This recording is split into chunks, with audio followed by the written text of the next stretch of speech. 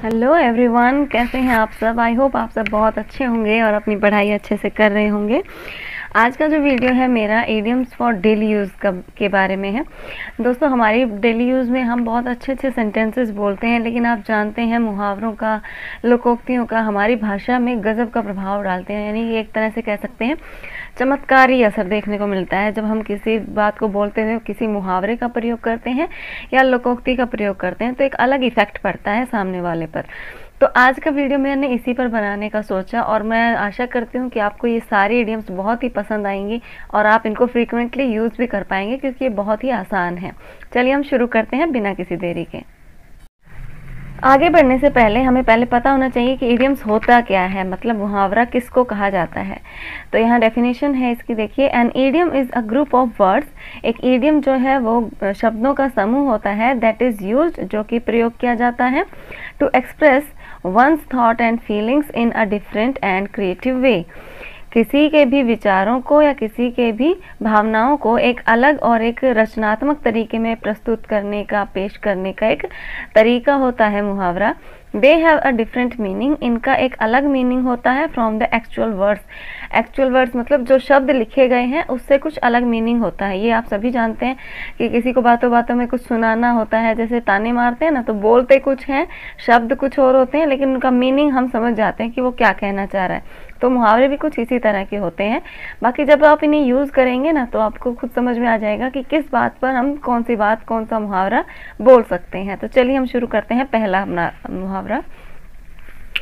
To cut one's coat according to one's cloth, मतलब to cut one's coat, किसी का coat काटना according to one's cloth, उसके कपड़े के हिसाब से। ये तो आप भी सभी जानते हैं कि जितना कपड़ा होगा उतनी ही लेंथ और उतनी ही ब्रेड्थ विड्थ का हम कुछ भी बना पाएंगे, है ना। 1 मीटर कपड़े में हम किसी का सूट नहीं सिल सकते हैं। तो इसका मतलब क्या हुआ हिंदी में, to live within one's means, यानी अपनी ज़रूरतों के अनुसार रहना, अपनी ज़रूरतों के अनुसार खर्च करना। यानी हिंदी में इसको जो मुहावरा रिप्लेस कर सकता है वो है अपनी चादर देखकर पैर फैलाना। कहते हैं ना, उतने ही पैर फैलाओ जितना आपकी चादर हो, या अपनी चादर के अनुसार अपने पैर फैलाओ। यानी अपने खर्च जो है अपने आय के हिसाब से करो, या जितने आपके पास साधन है उसी के हिसाब से जीना सीख जाओ, ठीक है। तो उसके लिए हम इंग्लिश में ये यूज़ करेंगे, to cut one's coat according to one's cloth. अगर हम अपने किसी दोस्त को कहना चाहते हैं कि अपनी चादर देखकर पैर फैलाओ, तो हम ये यूज़ करेंगे, ठीक है। नेक्स्ट हमारा है make a mountain out of a mole hill. Make a mountain मतलब एक पहाड़ बनाना, आउट ऑफ माने के द्वारा या से, ए मोल हिल। मोल क्या होता है, जैसे कोई छोटा सा दाना, तिल, हिल मतलब छोटी सी पहाड़ी, यानी कोई बिल्कुल राई के मान पहाड़ी हो, उससे पहाड़ बना देना। तो ये भी आप हिंदी में रिप्लेस कर सकते हो, कहते हैं ना तिल का ताड़ बना देना या राई का पहाड़ बना देना। तो ये वो मुहावरा है जो उसको रिप्लेस कर रहा है। मीनिंग इसका क्या होगा, टू एग्जिग्रेट माइनर डिफ़िकल्टी, एक छोटी सी डिफ़िकल्टी को, कठिनाई को एग्जिग्रेट करना, बड़ा चढ़ाकर बोलना, उस समस्या को बहुत बड़ा करके देखना। कई लोग देखे होंगे आपने अपने आसपास भी कि छोटी सी बात होती है, एक कहीं फुंसी निकल गई तो हाय हाय करते करते 2 दिन निकाल देंगे। और कुछ लोग ऐसे होते हैं जो सीवियर किसी प्रॉब्लम से गुजर रहे होते हैं, फिर भी वो इतना हाय तौबा नहीं मचाते हैं, पीसफुली उसको फेस करते हैं। तो वो लोग जो बहुत ज़्यादा शोर मचाते हैं अपनी छोटी छोटी समस्याओं पर, उनके लिए आप कह सकते हैं make a mountain out of a molehill, यानी राई से पहाड़ बनाना तो कोई इनसे सीखे, ठीक है। नेक्स्ट हमारा है once in a blue moon. Once in a blue moon, blue moon कब होता है हमारा, होता है कभी देखा है आपने ब्लू मून? नहीं देखा होगा आई होप, क्योंकि होता नहीं है। ब्लू मून का मतलब क्या होता है, नीले चांद। Once in a blue moon यानी कि बहुत दिनों में कुछ एक बार घट जाना, ठीक है। बहुत दिनों में कुछ एक बार हो जाना, उसको इसका मीनिंग हुआ रेयरली, मतलब बहुत ही दुर्लभ, बहुत ही कम होने वाली घटना, ठीक है। तो जैसे आपके घर कोई मेहमान बहुत सालों बाद आए, तो आप ये बोल सकते हैं once in a blue moon, कि बहुत ही दुर्लभ घटना हुई है, आज आप कैसे पधारे। जैसे हम हिंदी में इसको बोलते हैं कि आज सूरज कहाँ से निकला है ना, बोल देते हैं ना, अरे आज सूरज कहाँ से निकल आया। यानी कि हम बोलते हैं कि ऐसा तो नहीं कि हम गलत दिन जी रहे हैं या गलत ग्रह पर पहुंच गए हैं। ये वो मुहावरा है, ठीक है। नेक्स्ट हमारा है put the cart before the horse. Put the cart, cart क्या होता है, कार्ट होता है जैसे आपने बुलॉक कार्ट सुना होगा, बैलगाड़ी। बैल होते हैं, गाड़ी होती है, ठीक है, तो ऐसे घोड़ा गाड़ी भी हो सकती है। तो कहते हैं पुट द कार्ट, उस गाड़ी को रखना बिफोर द हॉर्स, घोड़े के आगे, यानी कि घोड़े के आगे गाड़ी को जोड़ना, जबकि आप जानते हैं ये गलत तरीका है। क्या क्या होना चाहिए, घोड़े आगे होने चाहिए, उनके पीछे गाड़ी लगी होनी चाहिए, तभी तो घोड़ा चलेगा और गाड़ी चलेगी। अगर हम गाड़ी को घोड़े के आगे रख देंगे तो क्या फ़ायदा है, और क्या मतलब इसका मीनिंग निकलता है। तो इसका मतलब ये निकलता है कि हम चीज़ें गलत तरीके से कर रहे हैं, करनी किसी और तरीके से चाहिए, कर कुछ और रहे हैं। तो मीनिंग देखिए, टू डू थिंग्स रॉन्गली, गलत तरीके से चीज़ों को करना, गलत तरीके से चीज़ों को करके देखना। तो ये कहते हैं put the cart before the horse. जैसे छोटे बच्चे को हम ब्लॉक्स दे देते हैं खेलने के लिए और उसको जोड़ना नहीं आता शुरू में, तो उसके साथ यही वाली सिचुएशन हो जाती है, वो कहीं का कुछ कहीं कुछ जोड़ता है। ऐसे बड़ों के साथ भी होता है कभी कभी, जैसे जब हमारे पेरेंट्स को स्मार्टफोन नहीं चलाने आते थे तो वो भी ऐसे ही करते थे, कॉन्टैक्ट सेव करने से पहले नंबर ढूंढने शुरू हो जाते थे। तो ये गलत बात है ना, मतलब उनको तो पता नहीं था खैर, लेकिन मतलब ये है उसका कि गलत तरीके से चीज़ों को करना। नेक्स्ट है हमारा टू पे थ्रो द नोज। टू पे माने भुगतान करना होता है, थ्रो द नोज माने नाक के द्वारा। अब आप कहेंगे क्या मजाकिया सा मुहावरा है ये, लेकिन इसका मतलब बहुत अच्छा है। इसका मीनिंग है टू पे वेरी रिस्पेक्टफुली, बहुत ही सच्चाई से, ईमानदारी से, आदर भाव के साथ भुगतान करना। यानी आपने कोई चीज़ ली है, उसके लिए जब आप पे करते हैं तो बहुत ही रिस्पेक्टफुली पे करें, ऐसे नहीं कि दिल दुखी हो आपका पे करने में। तो इसका मीनिंग आप निकालने के लिए जैसे आप नोज़ का उदाहरण ले सकते हैं। जब हमारे यहाँ कोई गलत बात कर देता है कोई बच्चा, तो क्या कहते हैं बड़े हमारी नाक कटवा दी। नाक कटवा दी का मतलब क्या, क्या एक एक जाके शपून खा की तरह नाक कटवाई थी, ऐसा तो नहीं होता ना। नाक कटाने का मतलब इज्जत कम कर देना हमारी। तो यहाँ पर पे थ्रू द नोज मतलब हाथ से नहीं, नाक से, यानी कि सम्मान से देना, ठीक है। हम कहते हैं इसका तो नाक ही बहुत बड़ा है, नाक ही बहुत बड़ा है मतलब नखरे बहुत हैं इसके। तो वही मीनिंग यहाँ पर आता है कि रिस्पेक्ट से पे करना, ठीक है। अपने सम्मान को थोड़ा नीचे करके, अपने ईगो को थोड़ा नीचे करके पे करना। नेक्स्ट हमारा है put in cold storage.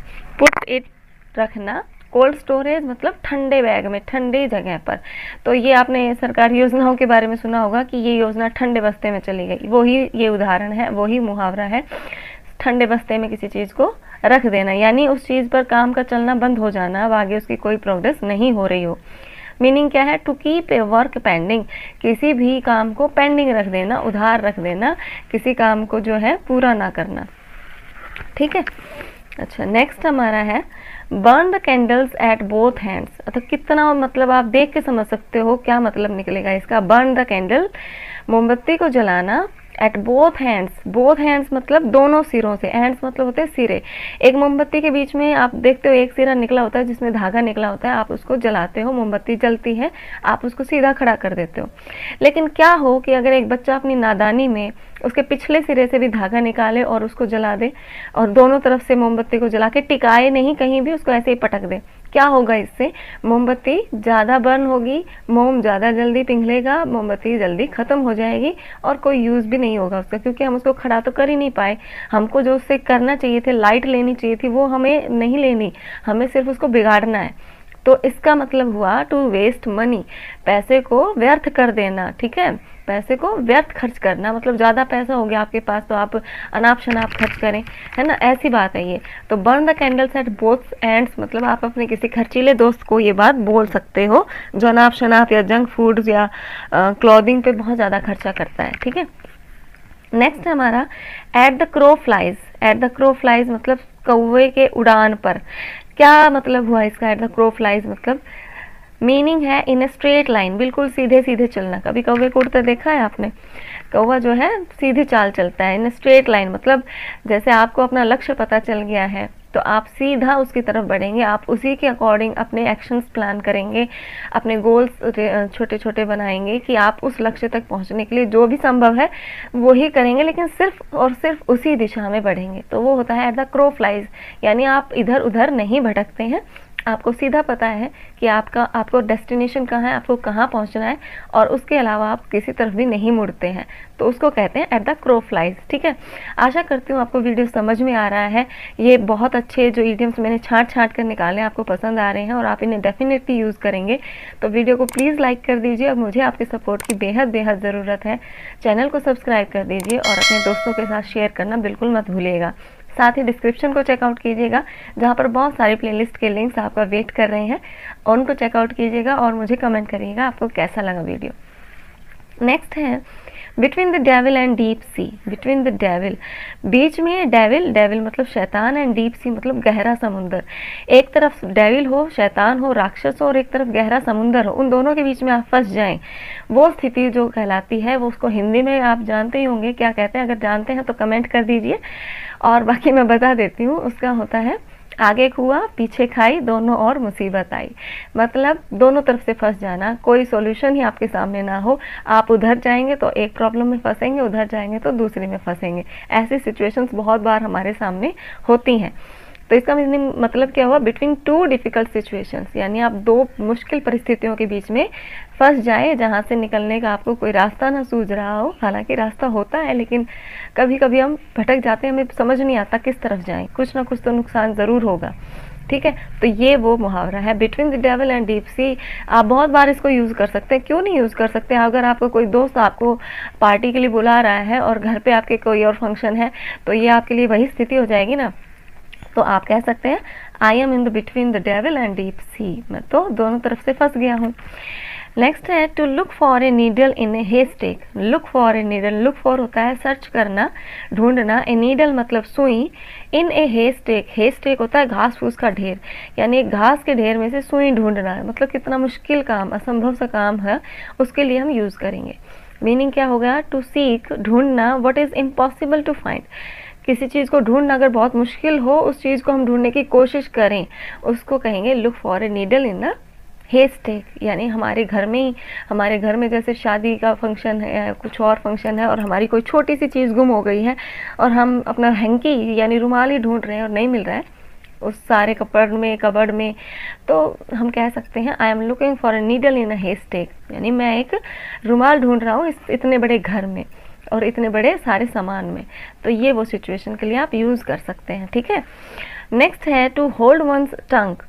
To hold one's tongue मतलब स्पेलिंग थोड़ी मिस्टेक हो गई, सो मैंने इसलिए इसको काटा नहीं, सही करके बता दिया आपको। एरो का निशान देख रहे हैं, इधर एन आएगा और इधर यू आएगा। होल्ड वंस टंग मतलब अपनी जुबान को होल्ड करना, रोकना। मीनिंग क्या हुआ, टू कीप साइलेंट यानी चुप रहना, खामोश रहना। ठीक है, जब हम किसी बात के बारे में पूरी तरह जानते नहीं हैं, तो हमें अपने टंग को होल्ड करना आना चाहिए, बोलना नहीं चाहिए बीच में जब तक पूरा माजरा समझ में ना आए। ठीक है, तो ये भी आप फ्रीक्वेंटली यूज़ कर सकते हैं। नेक्स्ट बहुत ही इंपॉर्टेंट और बहुत ही इंटरेस्टिंग है, to kill two birds with one stone. To kill मारना, टू बर्ड्स दो पक्षियों को, विद वन स्टोन एक ही पत्थर से। यानी अगर आपके एक ही पत्थर से दो शिकार हो रहे हैं, दो पक्षियों का शिकार हो रहा है, तो आप एक ही पत्थर यूज़ कर रहे हैं, यानी कि आपका फ़ायदा है, आपको दो नहीं मारने पड़ रहे, डबल एनर्जी नहीं लगानी पड़ रही, एक बार ही एनर्जी लगानी पड़ रही है। हिंदी में इस मुहावरे को कौन सा मुहावरा रिप्लेस करता है, कमेंट करके बता दीजिए, फिर मैं बताती हूँ आपको। तो इसका मतलब होता है कि एक तीर से दो शिकार, कहते हैं ना हमने, एक तीर से दो शिकार, यानी एक बार काम करें लेकिन उसका हमें डबल फायदा हो जाए। Achieve two goals with a single effort, एक ही प्रयास से दो गोल्स, दो लक्ष्य हासिल कर लेना, दो चीज़ें हमारे लिए सॉर्ट आउट हो जाना, उसको कहेंगे to kill two birds with one stone. Next और लास्ट है मेरी आज की वीडियो की, apple for one's eye. Apple of one's eye मतलब किसी की आँख का एप्पल होना। एप्पल मतलब स्टार होना, तारा होना। हिंदी में कहते हैं आँखों का तारा, यानी बहुत प्यारा आदमी। मीनिंग वेरी लवेबल, बहुत ही लवेबल इंसान, बहुत ही प्यारा इंसान, जिसकी हमारी नज़रों में बहुत ज़्यादा वैल्यू है, जो हमारे आसपास हमें बहुत कंफर्टेबल, बहुत ही इम्पॉर्टेंट फील कराता है, उसके बारे में हम इसको बोल सकते हैं। मदर अपने बच्चे को बहुत बार बोलती हैं, ये तुम तो मेरी आंखों के तारे हो, यानी we are the apples of our mothers eyes. तो कैसी लगी आपको वीडियो? मदर्स के लिए तो एक लाइक कर ही दीजिए अब, और चैनल को सब्सक्राइब नहीं किया है तो अभी कर लीजिए, और इसी तरह मेरे वीडियो को सपोर्ट करते रहिए। आपके फीडबैक, आपके कमेंट मुझे बहुत मोटिवेट करते हैं।